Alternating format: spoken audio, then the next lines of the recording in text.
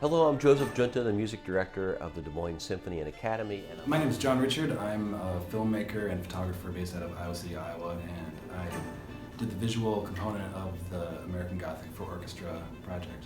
The world premiere was in 2013 with Orchestra Iowa, and then we went to John Richard, the filmmaker, and said, here's the music, now will you put something to it that inspires you? It's been a really interesting process. I knew about Grant Wood, I knew about his work growing up in Iowa, but I didn't really know it that well. So the first phase of my process was to research his work.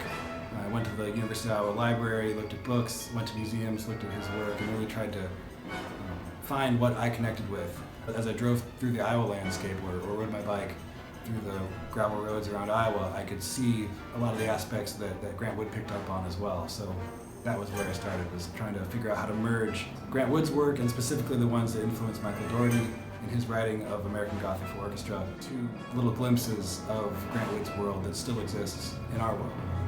This process is just exactly the opposite of what might happen to a Hollywood movie, where you have the visual first, and then the composer comes in and writes the music. One big thing for me was always imagining this not as a film, like some of the other projects I've worked on, but as a site-specific installation, something to be shown in a specific place for a specific audience. So I always imagined the orchestra and the concert hall full of people when I imagined what this was looking like, rather than a movie theater or a laptop screen or something like that.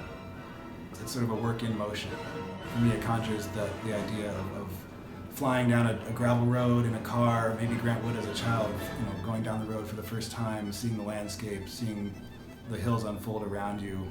The challenge for me as a conductor is to watch this film and time it exactly with what John had envisioned. So you have to use Michael's terminology and tempos that are written in the score, and then be able to match those with the film. The trick here is not to use, again, as they do in Hollywood, with a click track, which is a metronome inside your ear that you put on when you do a live music in concert.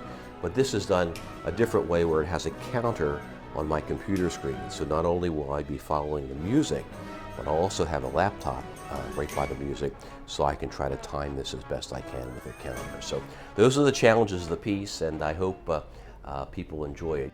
I'm really excited for people to see this in the concert hall. I think it'll be amazing to see it on the big screen, and in a way I hope they experience it almost like they would a painting, or a little bit more like a painting than they would a film. In a film, you're really trying to understand, and the author of the film is typically trying to tell you something.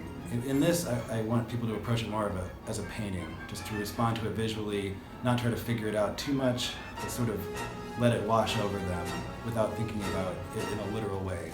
Kind of take a break from reality for a moment and be transported back into another world. Usually when we have something visual along with the music, people really do enjoy it. The concert's on May 12th and 13th at the Civic Center of Greater Des Moines, and I look forward to seeing you there.